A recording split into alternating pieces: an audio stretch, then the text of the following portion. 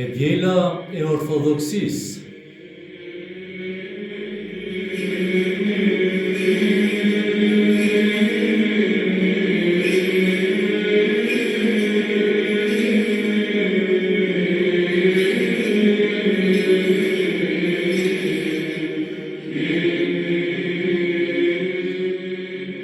Në mikrofon, atë Jani Tereziu, Stavrofor, Saqellar Njeherazi, përgjegjës i programacionit të kanalit ton YouTube Kisha e Shën Nikollës Kavaj.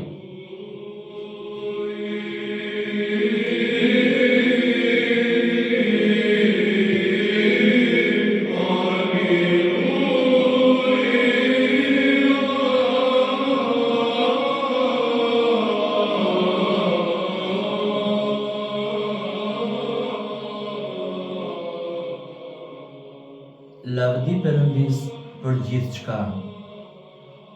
Çdo gjë që bëjmë në jetën tonë të përditshme, duhet thënë për të lavdi Perëndis. Dhe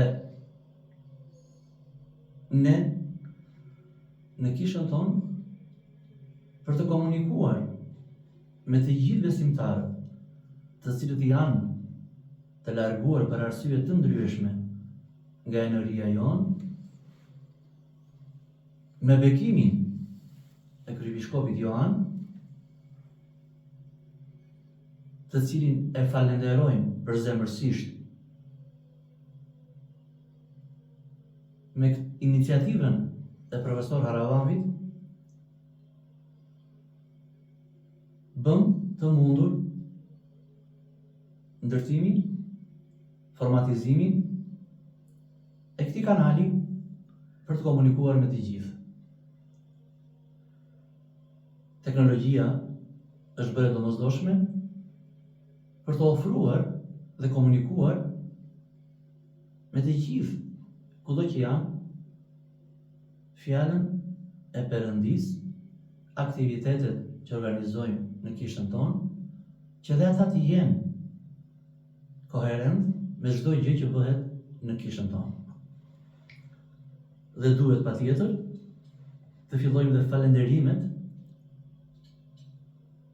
për punën e palodhshme që bën profesor Haravami, sepse për të bërë këtë, përveç se mjeteve, është një punë e madhe të cilët e përballuan bashkë me zonjën Fatjona, katekiste në kishën tonë.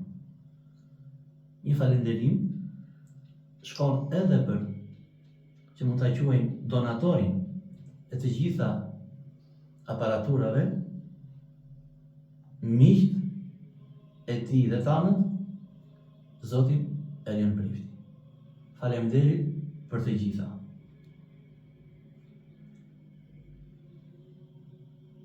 Dhe nisim me të dielën e parë të ortodoksisë, sepse jemi në javën e parë të Kreshmëve.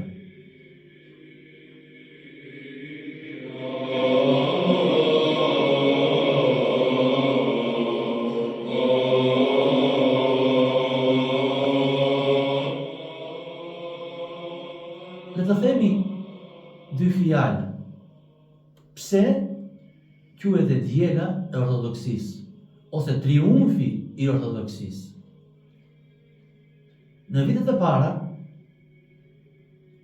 rreth viteve 726, filloi një konflikt brenda kishës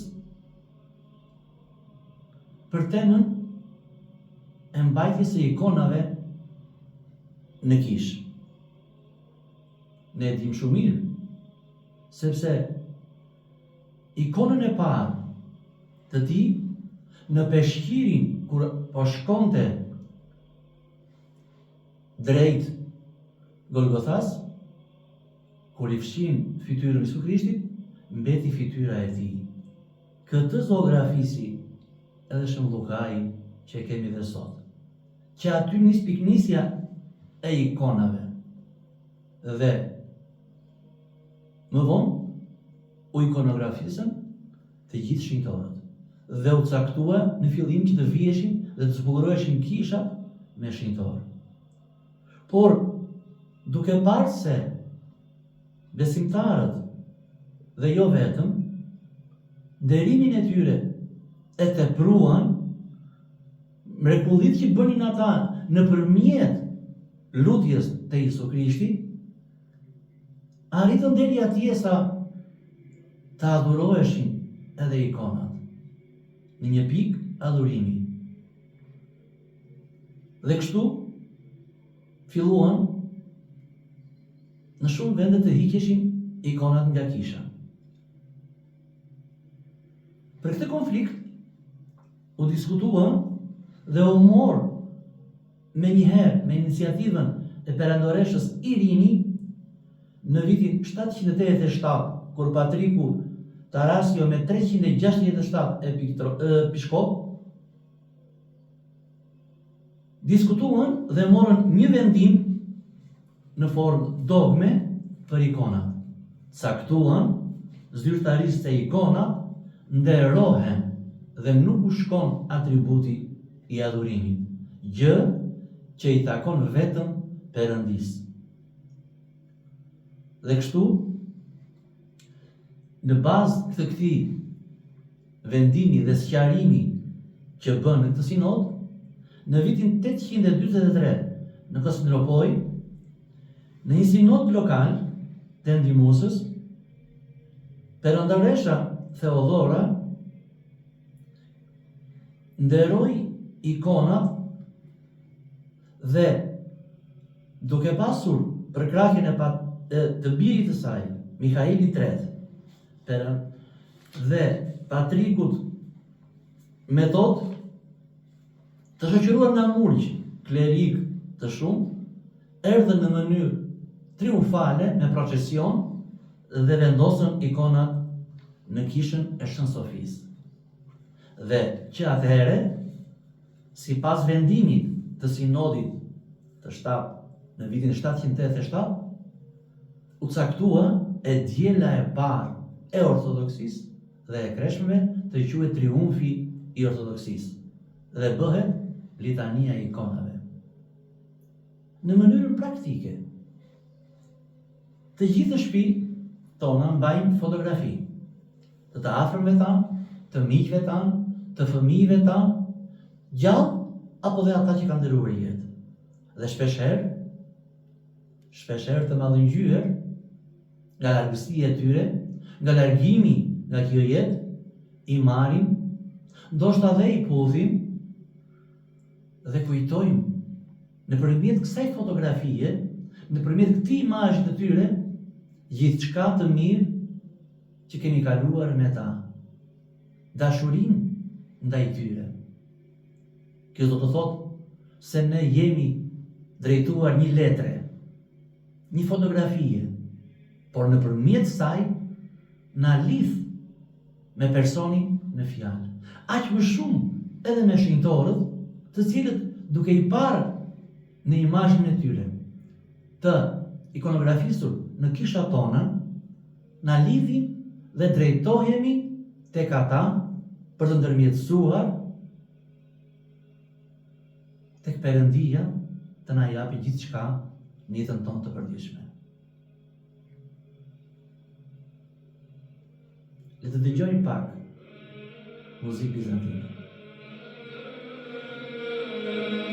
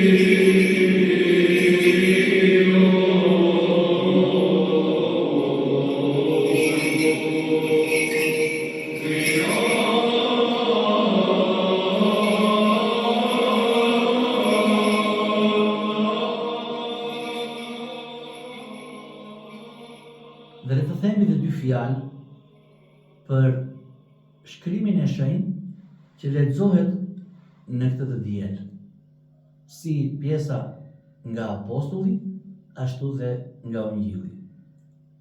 Kisha ka caktuar jo pa qëllim që të vendosi si pjesë të apostullit në ditën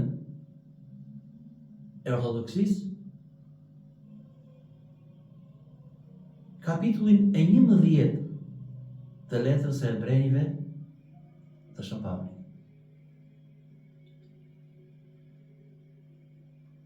Ky kapitull, nëse se lexojnë të gjithin, dhe unë ta sugjeroja të gjithëve ta lexojnë komplet kapitullin e 11, fillon me një krye fjalë, besimi. Mbi këtë është sqaruar qartë dhe bukur besimi. Unë do të shkëpuz vetëm një varg, në vargun 26, i cili na flet për Mojsiun. Ai e çmoi për çmimin e ngjashëm me përçmimin që do të pësonte Krishti, si pasuri më të madhe se thesaret e Egjiptit, sepse i kishte drejtuar syt nga shpërblimi. Të gjithë e dim historinë e Mojsiut, i cili u detyrua të rritej larg shtëpisë së tij. Ju ofruan shumë me shumë pasuri toksore, materiale dhe pushtet, por ai nuk pranoi, sepse si thesare të çmueshme, të cilat do t'i vlenin atij për qëllimin final, për të bashkuar me Isus Krishtin, ishte pasuria që të vuante ashtu siç vuajti Krishti. Kujtoi çdo gjë, i shmangu çdo gjë, sepse kishte një qëllim, për të qenë i denjë për në parajs.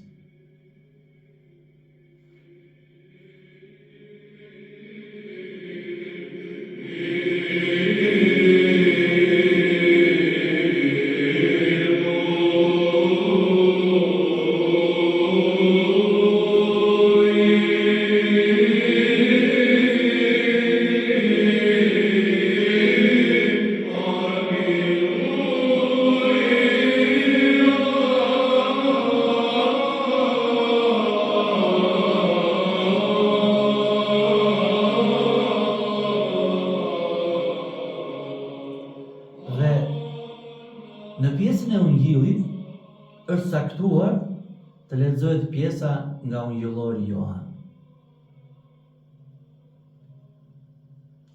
Filipi ishte nga Besaida, qyteti i Andreas dhe i Petros. Ai gjeti Nathanailin dhe i tha: "E gjetëm atë për të cilin kanë shkruar Mojsiu në Ligj dhe Profetët, Isuin nga Nazareti, birin e Josifit." Dhe Nathanaili e pyeti: "A mund të dalë ndonjë gjë e mirë nga Nazareti?" Dhe ju përgjigj Filipi dhe i thot: "Eja dhe shih." Dy fjalë të shkutra, i thiri. Shpeshherë na lind një pyetje në veten tonë. Kur duam të komunikojmë me të tjerët që nuk e frekuentojnë kishën, që nuk kanë dijeni për besimin tonë, të krishterë apo dhe jo të krishterë, dhe shpeshherë mendojnë çfarë do t'i them, si do t'i flas, si të afrohem atij. Dhe kur na pyesin çfarë do të themi, por Ungjilli i sotëm na e thot shumë qartë. Nëse nuk ke diçka për të thënë shkurt, eja dhe shif. Të gjithëve, do të themi, të tregojmë me vepra sepse besimi jonë nuk është vetëm fjalë, por është përjetim çdo ditë, çdo çast, në çdo moment, kudo që jemi, në gisht, jashtë saj, në punë, në çdo ambient, përjetim me Krishtin.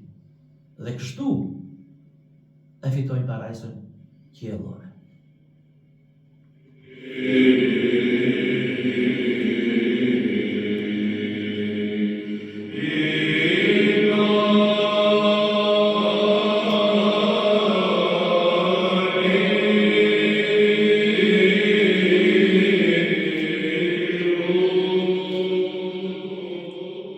Ndoqët e djela e ortodoksisë.